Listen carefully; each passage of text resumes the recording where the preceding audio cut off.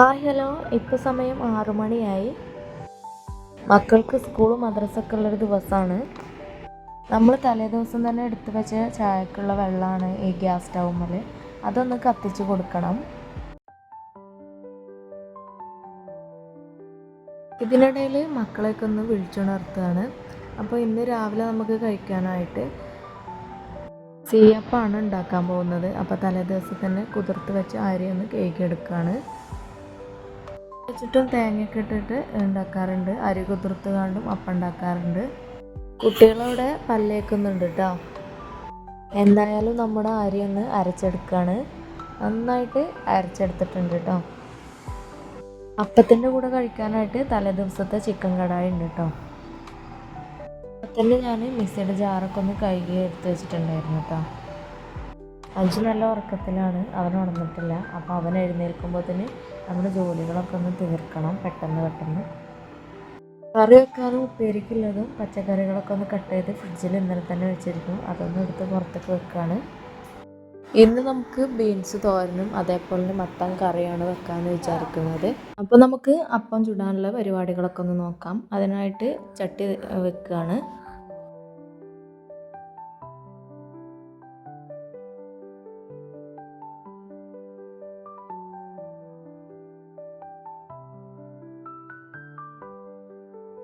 ഇനി നമുക്ക് അപ്പം ചുട്ടെടുക്കാം.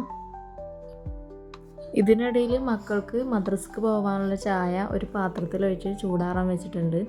അപ്പോൾ അവരവിടെ നിന്ന് ചായ കുടിക്കുന്നുണ്ട് കേട്ടോ. 6:40 ആണ് അവരുടെ വണ്ടി വരിക. അപ്പോൾ ഒരു 6:30 ആകുമ്പോഴത്തേന് നമ്മളെ വീട്ടിൽ നിന്ന് ഇറങ്ങും കേട്ടോ.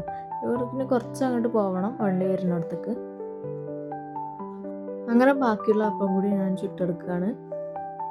അങ്ങനെ മക്കളൊക്കെ പോയി. ബ്രേക്ക്ഫാസ്റ്റ് ഉണ്ടാക്കുന്നതിൻ്റെ ഇടയിൽ തന്നെ ലഞ്ചിനുള്ള കാര്യങ്ങളും കൂടി നോക്കണം. അപ്പോൾ ഞാൻ ഉപ്പേരി വെക്കാനായിട്ട് അപ്പുറത്തെ സ്റ്റൗവിൽ ഒരു ചട്ടി വെച്ചിട്ടുണ്ട്. അതിലേക്ക് നമ്മൾ വെളിച്ചെണ്ണ ഒഴിച്ച് ബീൻസ് തോരൻ വെക്കുകയാണ്. ഇങ്ങനെ നമ്മൾ ഒരു പണീൻ്റെ ഇടയിൽ ഓരോ പണി കൂടി ചെയ്താൽ പെട്ടെന്ന് നമുക്ക് എല്ലാ പണികളും തീരും ചെയ്യും. കുറച്ച് സമയം നമുക്ക് അടുക്കളയിൽ ചിലവഴിച്ചാൽ മതി കേട്ടോ. പ്രത്യേകിച്ച് ചെറിയ കുട്ടികളൊക്കെ ഉള്ളവരാണെന്നുണ്ടെങ്കിൽ അവർ എഴുന്നേൽക്കും മുമ്പ് നമ്മളെ പണിയൊക്കെ ഒന്ന് ഏകദേശം തീർക്കാം.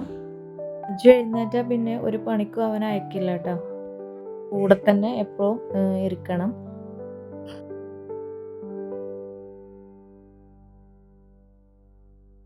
അങ്ങനെ കടുക് പൊട്ടിച്ച് പച്ചമുളകൊക്കെ ഇട്ടതിന് ശേഷം നമ്മുടെ ബീൻസ് അരിഞ്ഞതും കൂടി അതിലേക്ക് ഇട്ട് കൊടുക്കുകയാണ്. എന്നിട്ട് അതൊന്ന് ഇളക്കി ഉപ്പിട്ട് കൊണ്ട് മൂടി വെക്കണം. അപ്പോൾ രാത്രി തന്നെ ഞാൻ ഈ പണികളൊക്കെ ചെയ്തതുകൊണ്ട് എനിക്കിപ്പോൾ ഈസി ആയിട്ട് തോന്നി. ഇപ്പോൾ ബ്രേക്ക്ഫാസ്റ്റ് ഉണ്ടാക്കുമ്പോൾ തന്നെ നമുക്ക് ലഞ്ചിൻ്റെ കാര്യങ്ങളും ചെയ്ത് തീർക്കാൻ പറ്റുന്നുണ്ട്.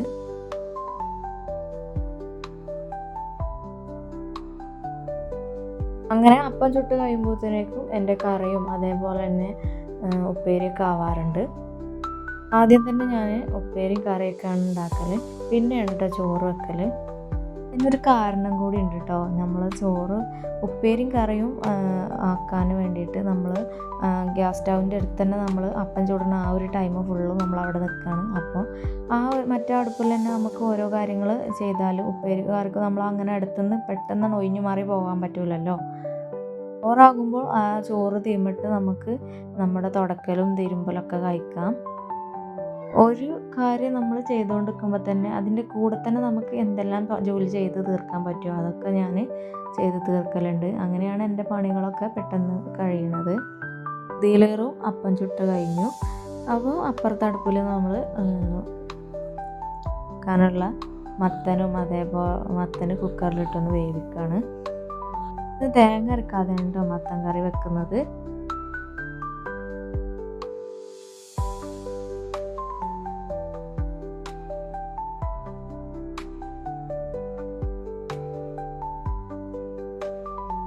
അങ്ങനെ അപ്പം ചൂടലൊക്കെ കഴിഞ്ഞു.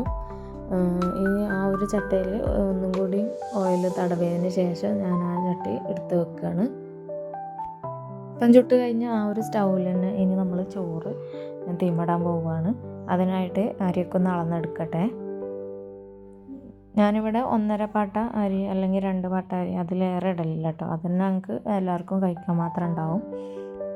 അങ്ങനെ അരിയൊക്കെ ഒന്ന് കഴുകി എടുക്കട്ടെ. എന്നിട്ട് തലേദിവസത്തെ നമ്മുടെ കടായി ഒന്ന് ചൂടാക്കുകയാണ്. മക്കൾക്ക് ചായ കുടിക്കാനുള്ള സമയമായി.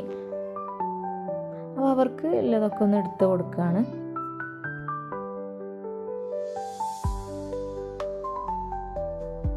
കുട്ടികളിവിടെ ചായ കുടിക്കുന്നുണ്ട് കേട്ടോ. ഇനി നമുക്ക് വെന്ത ആ ഒരു കറിയിലേക്കൊന്ന് തൂമിച്ച് വയ്ക്കാണ്ട് അതിനായിട്ട് കടുകും കറിവേപ്പിലയിട്ടൊന്ന് പൊട്ടിച്ച് നമ്മൾ ആ ഒരു മത്തനിലേക്ക് ഒഴിക്കുകയാണ്. ഇനി നമുക്ക് കുറച്ച് മീനും കൂടി പൊരിച്ചെടുക്കണം. അപ്പോൾ തലേ ദിവസം തന്നെ ഞാൻ മീനൊക്കെ ഒന്ന് നന്നാക്കി ഫ്രിഡ്ജിൽ വെക്കാറാണ് പതിവ്. തേക്കുള്ള മീൻ ഇന്ന് തന്നെ വാങ്ങി വെക്കലുണ്ട് കേട്ടോ. എന്നിട്ട് നമ്മൾ മറ്റേ അടുപ്പിൽ നമ്മൾ ചോറ് കഴുകി അടുപ്പത്തിട്ടു. സെന്നൂന് ഇന്ന് സ്കൂളിലേക്ക് ഓംലെറ്റ് വേണമെന്ന് പറഞ്ഞു. അപ്പോൾ അതൊന്ന് പൊരിച്ചെടുക്കുകയാണ്. എന്നിട്ട് മക്കളെ സ്കൂളിലേക്ക് പറഞ്ഞയക്കണം. അങ്ങനെ കുട്ടികളൊക്കെ പോയിട്ടോ, സ്കൂളിലേക്ക് പോയി. അപ്പോഴത്തേക്കും നമ്മുടെ ചോറൊക്കെ ഇതാ വെന്തു. അപ്പോൾ നമ്മളിവിടെ വേവ് കുറഞ്ഞ അരിയാണ് കേട്ടോ ഉപയോഗിക്കൽ. കുക്കറിൽ നമ്മൾ അധികം ചോറൊന്നും വെക്കലില്ല. അത് അത്ര ഇഷ്ടമല്ല കേട്ടോ ഇവിടെ. പിന്നെ പോരാത്തതിന് നമ്മൾ വേവ് കുറഞ്ഞ അരി ഉപയോഗിക്കുമ്പോൾ അത് ഗ്യാസുമ്മൽ തന്നെ വെച്ച് തുറന്ന് വെച്ച് വേവിക്കുകയാണ് ചെയ്യൽ. അങ്ങനെ ചോറൊക്കെ ഒന്ന് ഊറ്റിയെടുക്കുകയാണ്. പിന്നെ കുറച്ച് പാത്രം കൂടി കഴുകി വെക്കാനുണ്ട്. എന്നിട്ട് ഇവിടെയൊക്കെ ഒന്ന് ക്ലീൻ ചെയ്തിടണം. അപ്പോൾ നമ്മുടെ വീഡിയോ നിങ്ങൾക്ക് ഇഷ്ടമാണെന്നുണ്ടെങ്കിൽ, നിങ്ങൾ കണ്ടിട്ട് അത് ഓക്കെ ആണെന്നുണ്ടെങ്കിൽ നമ്മുടെ ചാനലിന് സബ്സ്ക്രൈബ് ചെയ്യണം. അതേപോലെ തന്നെ ലൈക്ക് ചെയ്യുക, കമൻറ്റ് ചെയ്യുക. ഇതിനിടയിൽ നമുക്ക് അജുവിനുള്ള കുറുക്കും കൂടി ഉണ്ടാക്കിയെടുക്കണം കേട്ടോ. അപ്പോൾ പാത്രമൊക്കെ ഒന്ന് പെട്ടെന്ന് കഴുകിയെടുക്കുകയാണ്. എന്നിട്ട് ഞാൻ അവിടെ ആ കൗണ്ടർ ടോപ്പൊക്കെ ഒന്ന് തുടച്ചിടുകയാണ്.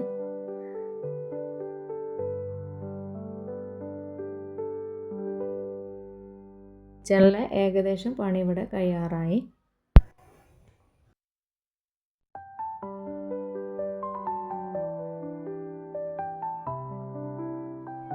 എന്തായാലും കിച്ചണൊക്കെ ഒന്ന് അടിച്ചു വാരി തുടച്ചിടണം. അപ്പോൾ അതിനായിട്ടൊന്ന് പെട്ടെന്ന് അടിച്ചു വാരാണ്.